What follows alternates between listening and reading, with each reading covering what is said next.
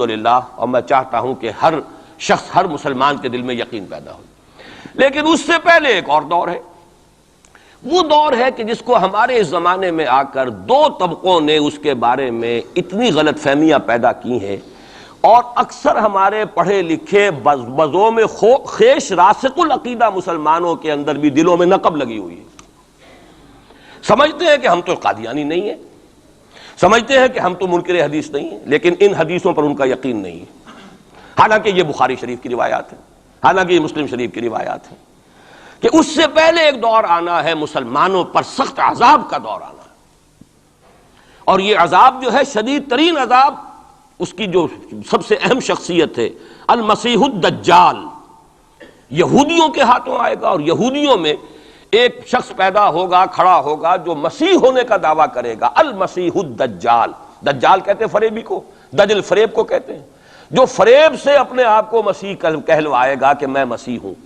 اس کی وجہ کیا ہے کہ یہودیوں کے ہاں یہ روایت موجود تھی کہ ہمارا ایک سیویئر آئے گا، ہمارا ایک نجات دہندہ آئے گا، جو ہمیں پھر دنیا کے اندر غلبہ دلوائے گا، اور ہماری جو پرومسڈ لینڈ ہے وہ پوری کی پوری ہمیں دلوا دے گا۔ وہ جو گریٹر اسرائیل کا نقشہ انہوں نے بنا رکھا ہے، یہ ان کے پرومسڈ لینڈ ہے، خوابوں کی سرزمین ہے۔ اچھا، وہ تو حضرت مسیح آئے تھے علیہ الصلوۃ والسلام، وہ تو آ گئے، انہوں نے مانا نہیں۔ جب مانا نہیں، انہیں تو مرتد قرار دیا، جادوگر قرار دیا، بازیگر قرار دیا، واجب القتل قرار دیا، اور اپنے بس پڑتے تو سولی پر چڑھائی دیا۔ وہ تو اللہ نے جو کیا وہ ایک علیحدہ مسئلہ ہے۔ اب وہ جگہ تو خالی ہے، جو آپ کہتے ہیں نا کہ کوئی ویکنسی ہے موجود، پوزیشن از ویکنٹ، ابھی وہ منتظر ہیں ایک مسیحا کے کہ ہمارا اصل مسیح آنے والا ہے۔ وہ ان کا کوئی لیڈر کھڑا ہوگا جو اس دعوے کے ساتھ کھڑا ہوگا کہ اب میں اس مہم کو شروع کرتا ہوں کہ جس سے وہ جو گریٹر اسرائیل ہے، پوری عظیم تر اسرائیل وجود میں لاؤں گا۔ دیر کیا لگتی ہے، کوئی وزیر اعظم جو بھی ہو اسرائیل کا کھڑا ہو جائے ڈٹ کر کہ ٹھیک ہے وی ڈکلیئر وار، اور ہم تو یہ علاقے اب لے کر رہیں گے۔ جس کو کہ اس نے بھی کہا ہے، یہ جو اس وقت ہے ریبین جو ہے، اس کے بارے میں خیال یہ ہوا تھا کہ جب یہ وزیر اعظم بنا اسرائیل کا کہ یہ بڑا ماڈریٹ ہے، بہت ایسا ہے ویسا ہے، اور اس نے وہ امریکن سے اپنا وہ 10 بلین کا جو لون لینا چاہتے تھے اس کو اوکے کرانے کے لیے کچھ دنوں کے لیے نئی سیٹلمنٹس کی تعمیر کا کام بھی سسپینڈ کر دیا، تو بڑی امیدیں ہو گئیں، چلو جی ایک پروسیس آف جو پیس ٹاکس شروع ہو جائیں اور یہ ہو جائے۔ لیکن سب ثابت ہو چکا ہے۔ اسی زمانے میں وہ گیا اپنے فوجی ہیڈ کوارٹر میں، اور جا کر وہاں پہ اپنے فوجی آفیسرز کی وہ جو اب لوگوں میں تشویش ہو گئی ہوگی کہ ہم کس خواب کو دیکھ رہے ہیں اور یہ شخص کدھر چلنے لگ گیا ہے، تو جا کر کہا، اور رپورٹ ہوئی ہے خبر، اس نے کہا یہ نہ سمجھو کہ گریٹر اسرائیل کو میں نے چھوڑ دیا ہے، اس کا نقشہ تو میرے دل پر کندہ ہے، اور میں منتظر ہوں وہ وقت آئے کہ ہم وہ گریٹر اسرائیل قائم کریں۔ کوئی شخص کھڑا ہو جائے گا، اس کے لیے وہ ڈکلیئر کر دے گا، کوئی شکلیں اور کوئی سچویشن ہو سکتی ہے۔ اور اس اعتبار سے نوٹ کیجئے کہ یہ بابری مسجد کی شہادت کے بارے میں یہ صحیح بات کہی جا رہی ہے کہ یہ در حقیقت ایک فیلر ہے، ہنود اور یہود کے جو گٹھ جوڑ ہے۔ یہ میں آپ کو پہلے بتا چکا ہوں کہ یہ جو وہاں کا ہندو فنڈامنٹلسٹ ہے ہندوستان کا، باقاعدہ وفد گئے اسپین، یہ معلوم کرنے کے لیے کہ اسپین میں مسلمانوں کو جو ایکسٹرمینیٹ کیا تھا کس طریقے سے کیا تھا۔ باقاعدہ یہ تو ریسرچ کرتے ہیں، محنتیں کرتے ہیں، اور بہت ہی مستقل مزاجی کے ساتھ کام کرتے ہیں، انہوں نے تو باقاعدہ اس کا بھی جائزہ لیا ہوا ہے۔ پھر اسرائیل کے ساتھ جو ہم کے کانٹیکٹ ہو رہے ہیں، اور ابھی جو اسرائیل کا وزیر اعظم وہاں پہ آنے والا تھا، وہ وزیر خارجہ غالباً کسی وجہ سے ابھی جو صورت ہو گئی ہے اس کو ملتوی کیا ہے، تو یہ در حقیقت یہ دیکھنا ہے کہ مسلمانوں کے اندر جان ہے تو کتنی، یہ فیلرز پھینکے جایا کرتے ہیں، اندازہ ہو جائے کتنا ری ایکشن ہے۔ وہ ری ایکشن جتنا کچھ تھا ہو لیا، اور ہمارا ری ایکشن ہونا کیا ہے؟ اس سے پہلے جب مسجد اقصیٰ کے ساتھ جو بھی بے حرمتی ہوئی، اور جب یروشلم گیا ہے، کتنا کوئی رونا پیٹنا ایک دفعہ تو پورے عالم اسلام میں ہو گیا تھا، اب کہاں ہے وہ رونا پیٹنا؟ اب تو ریکنسائل کیے بیٹھے، اب تو وہی عرب ممالک ایک ٹیبل پر جا کر میڈرڈ میں تو بیٹھ آئے نا آخر اسرائیل کے ساتھ، اور اب مسلسل گفتگویں واشنگٹن میں جو ہے، پہلا round, second round, third round, کبھی تو اس کے ساتھ ایک میز پر بیٹھنا گوارا نہیں تھا، اس کو ریکگنائز کرنے کا کوئی سوال نہیں تھا، اب اس کی باتیں بھی ہو رہی۔ تو معلوم ہوتا ہے کہ یہ سارے جو ہیں حالات، یہ کوئی ایسی باتیں نہیں ہیں، کوئی فیری ٹیلز ہوں، یہ کوئی پریوں کی کہانیاں ہوں جو آنے والی ہیں کیسے ہم مان لیں۔ یہ صحیح عقیدہ اسلامی ہے، از روئے احادیث حضرت مسیح علیہ السلام زندہ آسمان پر اٹھائے گئے، اور وہی حضرت مسیح علیہ السلام دوبارہ آئیں گے، اور یہودیوں کا آخری قلع قمع انہی کے ہاتھوں ہوگا، اور یہ در حقیقت قرآن مجید کا جو فلسفہ ہے انبیاء اور رسول کے بارے میں اس کے عین مطابق ہے۔ جس قوم کی طرف کوئی رسول بھیج دیا جاتا تھا وہ قوم جب رد کر دیتی تھی رسول کی دعوت کو، اتمام حجت کر دیا رسول نے، 950 برس تک دعوت دی، قوم نے رد کر دیا، یا حضرت ہود نے کتنے عرصے دعوت دی اس کی وضاحت نہیں ہے، طویل عرصے تک دی، قوم نے رد کر دیا، حضرت صالح نے کتنے عرصے دعوت دی، قوم نے رد کر دیا، پھر کیا ہوتا تھا؟ اس قوم کو ہلاک کر دیا جاتا تھا، ختم کر دیا جاتا تھا، پھر اس کا نام و نشان نہیں چھوڑا جاتا تھا۔ فَقُطِعَ دَابِرُ الْقَوْمِ الَّذِينَ ظَلَمُوا، جڑ کاٹ دی جاتی تھی اس ظالم قوم کی۔ لا یرا الا مساکنہم، اب ان کے صرف مسکن نظر آتے تھے، وہ رہنے والے نظر نہیں آتے تھے۔ چلے جائیے قرطبہ میں دیکھ لیجئے اور غرناطہ میں جا کر محل دیکھ لیجئے الحمرا، لیکن جو لوگ یہاں کبھی آباد تھے ان کا نام و نشان بھی نہیں ہے۔ یہ تو اب جو آثار قدیمہ ہیں سیریں کر لیجئے جا کر، مسجد قرطبہ بھی ہے سیر کر لیجئے، وہ تو اقبال کو تو خیر کوئی اجازت بھی مل گئی تھی نماز پڑھنے کی خاص کوئی، ورنہ وہاں پر تو اس کا بھی امکان نہیں ہے، اس کے ہارٹ میں جو ہے وہ چیپل موجود ہے، چرچ موجود ہے۔ بہرحال یہ سارے جو معاملات ہیں جان لیجئے اچھی طریقے سے کہ یہ واقعات جن کی خبریں دی گئی ہیں یہ بالکل اس کے مطابق حالات کا جو ہے نقشہ بیٹھتا چلا جا رہا ہے۔ کوئی یہودی لیڈر کھڑا ہوگا اور وہ مسیح کا دعویٰ کرے گا، میں ہوں مسیح، چاہے وہ خود بھی جانتا ہو کہ میں جھوٹ بول رہا ہوں اور جانتا ہوگا کہ جھوٹ بول رہا ہوں، لیکن یہ کہ تمام اس یہودیوں کو جمع کرنے کے لیے لازم ہوگا کہ وہ دعویٰ کرے۔ اس لیے کہ اب بھی موجود ہے، جو لوگ جانتے ہیں یہودیوں کو، یہودی اب بھی سپلٹ ہیں، ان میں جو زیادہ مذہبی طبقہ ہے وہ زائنسٹ نہیں ہے بلکہ وہ ان سے اختلاف کرتا ہے۔ زائنزم کی اپنی ایک تحریک تھی، وہ یوں سمجھیے کہ ایک ریشسٹ نیشنلسٹ موومنٹ ہے، وہ ایک نسلی قومیت کے اوپر چلنے والی جو ہے وہ ایک قوم پرستانہ جو ہے تحریک ہے۔ جو مذہبی طبقہ ہے، جو یہودی داڑیاں رکھتے ہیں اور جو لمبے لمبے بال رکھتے ہیں اور کالی ٹوپیاں پہنتے ہیں اور لمبی شیروانی اور ٹائپ جو ہے ان کے لانگ کوٹس ہوتے ہیں، اور یہ وہاں مینہٹن میں بڑے نظر آتے ہیں گھومتے ہوئے اور بہت سرمایہ دار ہیں، اسی لیے نیو یارک کو جو یارک کہا جاتا ہے، وہ یہودی جو ہے وہ ان میں بڑا طبقہ بھی موجود ہے کہ جو اس زائنزم کو اور اسرائیل کو تسلیم نہیں کر رہا۔ تو ظاہر بات ہے کہ ان کے لیے ضرورت ہوگی کہ کوئی مذہبی اپیل آئے، منتظر تو وہ بھی ہے مسیح کے، اب آنا تو نہیں ہے، وہ مسیح جو آئے گا وہ تو آئے گا ان کی ہلاکت کے لیے، اس سے پہلے کوئی کھڑا ہوگا اور اس کو پھر یہ مذہبی یہودی بھی مان لیں گے۔ نتیجہ یہ ہوگا کہ جو بھی پوری دنیا کا یہودی ہے وہ اس ایک علاقے میں آ جائے گا اور وہ اپنے اس گریٹر اسرائیل کے لیے پھر جو وہاں پر جنگ کی بھٹی دہکے گی۔ یہ کتاب الملاحم، اکثر جو حدیث کی کتابیں ان کے آخر میں آ کے کتاب الملاحم کا باب ہے علیحدہ علیحدہ، جس میں کہ اس دور کی خبروں کا جو ہے حضور نے پوری پیشن گوئیاں کی ہیں کہ یہ کچھ ہونا ہے۔ جہاں تک المسیح الدجال کا تعلق ہے اس کے بارے میں تو الفاظ یہ ہیں کہ کوئی نبی اللہ کا ایسا نہیں گزرا کہ جس نے مسیح الدجال کی فتنے سے خود پناہ طلب نہ کی ہو اللہ کی۔ خود حضور کی جو دعائیں ہیں معصورہ اس میں ہے وَأَعُوذُ بِكَ مِن فِتْنَةِ الْمَسِيحِ الدَّجَّالِ، اے اللہ میں تیری پناہ طلب کرتا ہوں فتنت مسیح الدجال سے۔ وہ فتنہ اب سر پر آیا ہوا ہے، یہ چند سالوں کی بات ہے، اور اکثر و بیشتر کچھ اور حوالوں سے بھی، وہ نوسٹروڈیمس کے حوالے سے ہو یا کسی اور کے حوالے سے ہو، پیشین گوئیاں وغیرہ، دنیا میں اس وقت پوری اس فضا کے اندر جو مذہبی فضا ہے یورپ کی وہ بھی بہت پریگننٹ ہے اس حوالے سے کہ یہ پیشین گوئیاں اور اس طرح کی خبریں اور اس طرح کی آمد۔ چنانچہ میں کئی مرتبہ کر چکا ہوں کہ آپ کو امریکہ میں بمپرز کے اوپر سٹیکرز ملتے ہیں مسیح is coming, Jesus is coming, یہ عیسائیوں کا ہے، وہ بھی منتظر ہیں حضرت مسیح کی آمد کے، ہم بھی منتظر ہیں حضرت مسیح کی آمد کے، وہی مانا کہ حضرت مسیح نازل ہوں گے، حضور نے خبر دی ہے، اور آ کر مسلمان کے پیچھے نماز پڑھیں گے، وہ ایک امتی کی حیثیت سے آئیں گے، اب نبی کی حیثیت سے نہیں آئیں گے، بلکہ اپنی امت جو ہے یہود جنہوں نے کہ ان کو انکار کر دیا تھا قبول کرنے سے، ان کو سزا دینے آئیں گے، انہی کی ہلاکت اور بربادی کے لیے آئیں گے، جیسے کہ حضرت نوح کی نگاہوں کے سامنے ان کی قوم ہی نہیں ان کا بیٹا بھی غرق کیا گیا نگاہوں کے سامنے، جس طرح کہ حضرت ہود کی نگاہوں کے سامنے ان کی قوم جو ہے وہ برباد کی گئی۔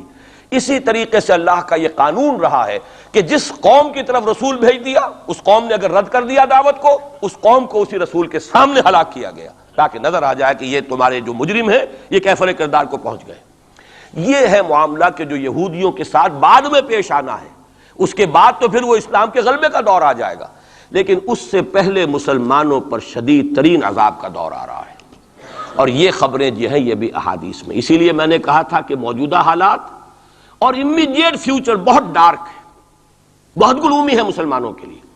البتہ مسلمانوں میں اور مسلمانوں میں ایک فرق ہے، یہ اس کو نوٹ، یہ میں ساری باتیں جو کہہ رہا ہوں محکمات قرآنی کی بنیاد پر کہہ رہا ہوں۔ میرا تو بہرحال جو بھی اب زندگی گزری ہے قرآن مجید کے پڑھنے پڑھانے میں گزری ہے، اسی پر سوچ بچار ہے، گفتگو میری ہے تو قرآن کے حوالے سے الحمدللہ، دعوت ہے تو قرآن کی ہے۔ تو میں جو کچھ کہہ رہا ہوں، لیکن اب ہر چیز کے لیے تفاصیل سے اور تفصیل کے ساتھ دلائل بیان کرنے کا یہ وقت نہیں ہے، مختلف مواقع پر میں اس کے لیے دلائل دیتا رہا ہوں۔ لیکن نوٹ کر لیجئے، میں نے اسی مسجد میں ایک دفعہ ہیومن جیوگرافی کا لفظ استعمال کیا تھا کہ یہ جو تاریخ انسانی ایک جغرافیہ بھی ہے، تقریباً 600 کروڑ دنیا میں اس وقت حضرت آدم کی نسل آباد ہے، ان میں سے 1/5 ایک ارب سے زائد ہے، 120 کروڑ کے لگ بھگ ہیں مسلمان، ان سے دگنے ہیں عیسائی حضرت مسیح علیہ السلام کے نام لیوا، باقی جو ہے وہ پھر بقیہ ہیں، ہندو ہیں، بدھ ہیں، یہ ہیں وہ ہیں، لیکن یہ سمجھ لیجئے کہ یہ ہے ہمارا اس وقت ہیومن جیوگرافی کا ایک معاملہ۔ یہ جو 120 کروڑ کے قریب مسلمان ہے، کلمہ گو ہے، محمد کا امتی ہے صلی اللہ علیہ وسلم، اب اس کے 2 حصے کر لیجئے۔ 20 کروڑ کے لگ بھگ ہے عرب، اور عرب سے مراد ہے جن کی اس وقت مادری زبان عربی ہے، جو عربی بولتے ہیں، عربی سمجھتے ہیں، عربی ان کی زبان، نسلاً سب کے سب عرب نہیں ہیں، ان میں بربر بھی ہے، شمالی افریقہ کے بربر ہیں نسلی طور پر، لیکن یہ کہ جب مسلمان وہاں غالب آ گئے ان کی زبان ہی ختم ہو گئی، تہذیب بھی ختم ہو گئی، وہ بالکل پورے عربائزڈ ہو گئے، یہاں تک کہ سوڈانی پورے عربائزڈ ہیں، ان کی عربی زبان ہے، عربی بولتے ہیں۔ تو یہ سب کے سب جو اس وقت میں عرب جو کہہ رہا ہوں وہ در حقیقت عرب جو کہ عربی بولنے والے عرب ہیں، اور دوسرے جو ہے نان عرب وہ تقریباً 100 کروڑ ہیں، اور اس میں بھی نوٹ کر لیجئے ان میں سے لگ بھگ 40 کروڑ سب کانٹیننٹ میں آباد ہے، سب کانٹیننٹ پاکستان، بھارت اور بنگلہ دیش، 40 کروڑ، کتنی بڑی تعداد ہے امت مسلمہ کا 1/3۔ اگر ٹوٹل 120 کروڑ ہے تو ٹوٹل کا 1/3 جو ہے وہ ان 3 ملکوں کے اندر ہے جو کبھی ایک ہندوستان ہوتا تھا، اسی لیے میں اس کے لیے لفظ استعمال کرتا ہوں بر عظیم پاک و ہند، اس میں 40 کروڑ کے قریب مسلمان۔ بہرحال اس میں جو تقسیم ہے ازروع قرآن وہ 2 کی ہے، امیین اور آخرین، یہ قرآن کی اصطلاحات ہیں سورہ جمعہ میں، هو الذی بعث فی الامیین رسولا منہم، ایک امیین ہیں جن میں سے خود حضور تھے، عرب، آپ کی زبان عربی، اور انہی کی زبان میں قرآن نازل ہوا، نوع انسان را پیام آخری حاملہ رحمت للعالمین، وَكَذَلِكَ أَنزَلْنَاهُ قُرْآنًا عَرَبِيًّا لَعَلَّكُمْ تَعْقِلُونَ، لَعَلَّكُمْ تَعْقِلُونَ میں تو مخاطب نہیں ہوں، میری زبان تو عربی نہیں ہے، لَعَلَّكُمْ تَعْقِلُونَ میں کون مخاطب ہے؟ وہ جن کی زبان عربی ہے۔ ان لوگوں کو اللہ نے رتبہ زیادہ دیا، فضیلت دی، اس سے بڑی فضیلت کیا ہوگی؟ حضور انہی میں سے ہیں صلی اللہ علیہ وسلم، منہم هو الذی بعث فی الامیین رسولا منہم، انہی میں سے۔ پھر یہ کہ ان کی زبان میں اللہ نے اپنا کلام نازل کیا، فضیلت بھی بڑی ہوئی، لیکن فضیلت جہاں بڑی ہوتی ہے ذمہ داری بھی زیادہ بڑی ہوتی ہے، اور زیادہ بڑی ذمہ داری والا آدمی کوتاہی کرتا تو سزا بھی زیادہ بڑی ہوتی ہے۔ تینوں چیزیں جو ہے لازم و ملزوم ہیں، جن کے درجے ہیں سوا، ان کی سوا مشکل ہے، درجہ سوا ہے، بلند ہے، ذمہ داری بھی زیادہ ہے، کوتاہی ہوگی تو سزا کی بھی زیادہ مستحق ہو گئے۔ اس کا مصداق ہے عالم عرب، خاص طور پر وہ جو اصل عرب ہے پرانے، لیکن طبعاً چاہے وہ غیر عرب تھے لیکن عربی زبان اب ان کی مادری زبان ہو چکی ہے، وہ بھی اس میں شامل ہوں گے۔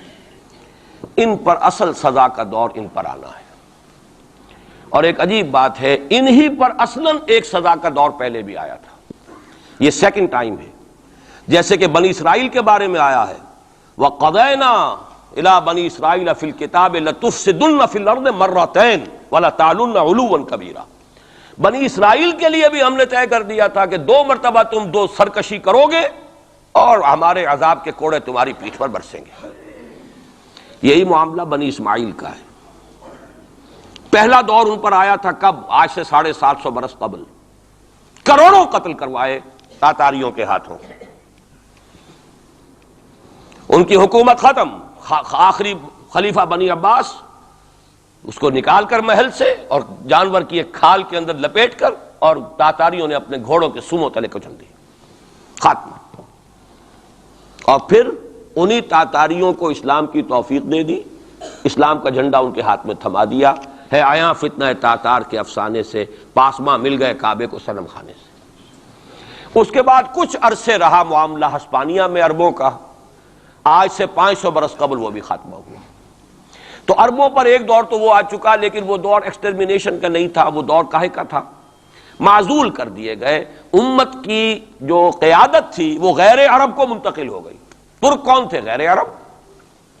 ترکوں ہی کے اندر سے یہ چار جو ہے یہ سٹاکس نکلے ہیں. ایک سٹاک ایک ہے، چار اس میں سے آپ کہہ لیجئے کہ مختلف اس کی شاخیں ہیں. ترکان تیموری ہندوستان میں آ گئے، ترکان صفوی ایران میں آ گئے، ترکان سلجوقی مڈل ایسٹ میں رہے بہت عرصے تک، اور پھر ترکان عثمانی کا تو کہنا ہی کیا ہے. وہ تو گویا کہ جو وہ رومن امپائر تھی اس کا جانشین جو بنا ہے وہ در حقیقت اس کے بعد وہ تو آل عثمان کی حکومت ہے. ترکان عثمانی، یہ عثمان حضرت عثمان نہیں ہے رضی اللہ تعالیٰ عنہ، یہ ایک تاتاری سردار ہے عثمان جن کی اولاد ہے جس کو آپ آٹومان ٹرکس کہتے ہیں.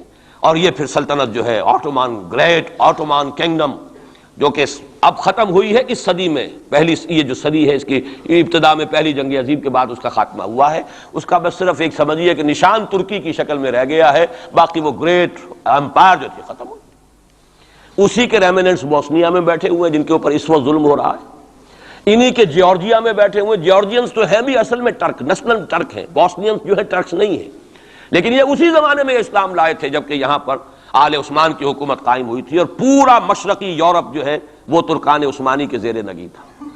بہرحال یہ ایک سزا کا دور جو ہے وہ تو آ چکا، دوسری سزا اور سختر سزا کا دور اب آ رہا ہے. اس کا آغاز گلف وار سے ہو چکا ہے. جیسا کہ میں نے عرض کیا ٹائم ٹیبل کوئی نہیں دیا جا سکتا، خبریں موجود ہیں اس کے بعد یہ ہونا ہے یہ ہونا ہے یہ ہونا ہے. اور 8 اقساط میں ہم ندائے خلافت میں وہ مضمون شائع کر چکے ہیں جس میں احادیث میں زیادہ تر سنن ابی داؤد کی روایات ہیں، بڑی تفصیل موجود ہے.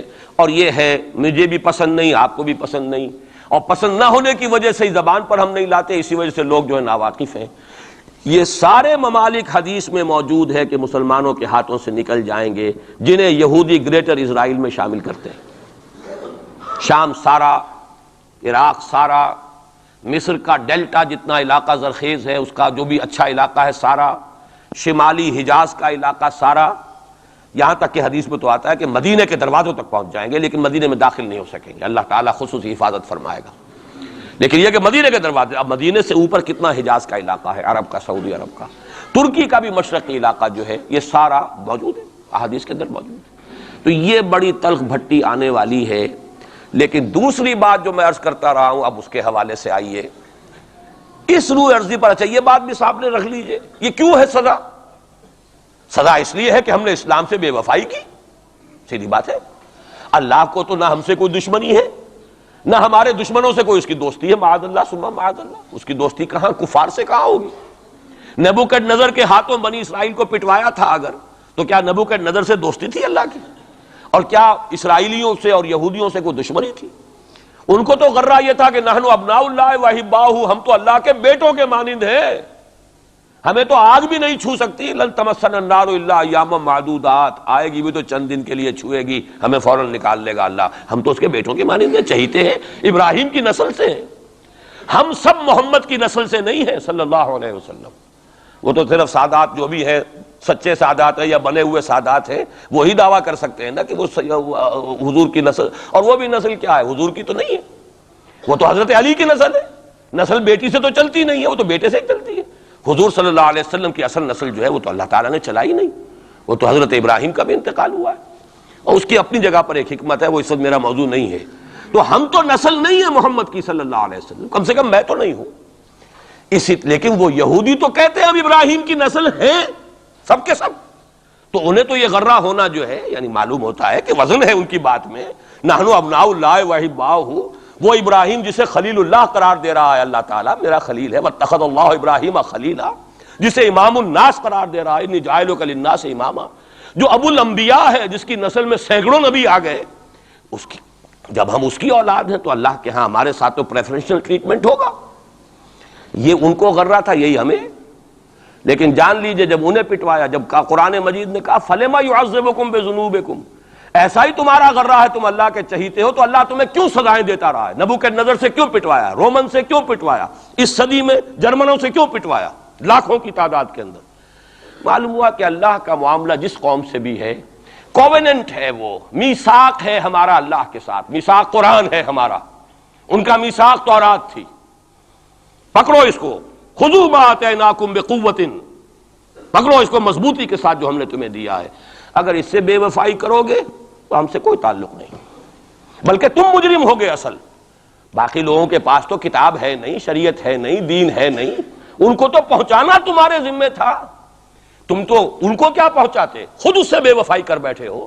لہذا ساری دنیا کی گمراہی کی ذمہ داری بھی تمہارے کندھوں پر ہے. یہ ہے وہ جرم جس کی بنا پر سزا ملے گی. سزا کے مستحق ہیں ہم، اور ہم میں سب سے بڑھ کر عرب ہیں جن کی مادری زبان عربی ہے، جن کو صرف نحو پڑھنے کی ضرورت نہیں قرآن سمجھنے کے لیے. وہ تو از دل خیزت بر دل ریزت، براہ راست کمیونیکیشن قرآن سے ہو رہی ہے. وہ بے وفائی کریں تو ظاہر بات ہے مہا مجرم وہ ہیں. لیکن پھر غیر عرب مسلمانوں میں اس وقت روئے ارضی پر سب سے بڑی مجرم قوم 10 کروڑ مغربی پاکستانی. یہ میں ڈنکے کی چوٹ کہہ رہا ہوں اور بہت عرصے سے کہہ رہا ہوں، اس لیے کہ ہم وہ لوگ ہیں کہ جنہوں نے اسلام کے نام پر ملک بنایا. کوئی ملک دوسرا دنیا میں اس وقت اسلام کے نام پر نہیں بنا. ہم وہ لوگ ہیں پاکستان بنانے کے لیے لاکھوں جانیں مسلمانوں کی کلمہ گوؤں کی گئیں اور ہزاروں عصمتیں لوٹیں، اور نہ معلوم کتنی مسلمان لڑکیاں اور عورتیں جو ہے رہ گئی پھر بھی ہمیشہ ہی سکھوں کے پاس، اور وہ آئی نہیں پاکستان اس اسلام کے نام پر. اور کیا کیا ہے ہم نے؟ 46 برس ہو گئے، اس کہاں اسلام ہوا. لہذا اس سے بڑی مجرم قوم عربوں کے بعد. ہم یہ کہہ سکتے ہیں ہمارا عام آدمی قرآن نہیں پڑھتا، قرآن جانتا نہیں، ٹھیک ہے، اپلی ہے کچھ نہ کچھ، اس اعتبار سے ان کے بعد نمبر ہمارا ہے. لیکن باقی پوری دنیا کے مسلمانوں سے بڑھ کر مجرم ہم. اور ہم اصل میں نہ صرف یہ کہ خود اپنے حصے کے مجرم ہیں، بھارت کے مسلمانوں کا بھی سارا وبال ہماری گردن پر ہے. آج میں چاہتا ہوں کہ اس کو آپ اچھی طرح نوٹ کر لیں. بھارت کے مسلمانوں نے، جسے آپ فرض کفایہ کہتے ہیں، نماز جنازہ فرض کفایہ، چند لوگوں نے بھی کسی مسلمان کی نماز پڑھ لی تو سب کی طرف سے ادا ہوگی، کسی نے بھی نہیں پڑھی تو سب مجرم ہو جائیں گے، بستی کے سب لوگ مجرم ہوں گے. بھارت کے مسلمانوں نے فرض کفایہ ادا کیا جب پاکستان بنوا دیا آپ کو، اور اس کی قیمت آج بھی وہ دے رہے ہیں.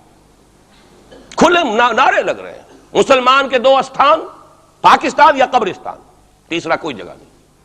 ڈنکے کی چوٹ کہا بابری مسجد کے بعد LK اڈوانی نے، ہم ساری مسجدیں گرا دیں گے ہندوستان کے اندر، کوئی مسجد باقی نہیں چھوڑے. ڈنکے کی چوٹ، اعلانیہ، یہ سب کچھ ہو رہا. اور یہ نعرے تو نہ معلوم کب سے لگ رہے ہیں، اور نہ معلوم کب سے میں یہاں ان مسجدوں کے اندر بھی اور اپنی تقریروں میں وارن کرتا رہا ہوں کہ کیا وہاں ہو رہا. لیکن ہمارے تو کان پر جو نہیں ریگتی. ہمارے تو وہی دھندے ہیں، وہی کاروبار ہے، اپنا بزنس ہے، اس کے سارے مسئلے ہیں، اس کی اپنی بلڈنگیں ہیں، اپنی موٹریں ہیں، اپنے ٹیلی ویژن ہیں، اپنے کئی کورسز کے ڈنرز ہیں. اللہ خیر صلی اللہ، ہمیں بحث کیا اسلام سے؟ تو بتائیے ہم سے بڑا مجرم کون ہوگا؟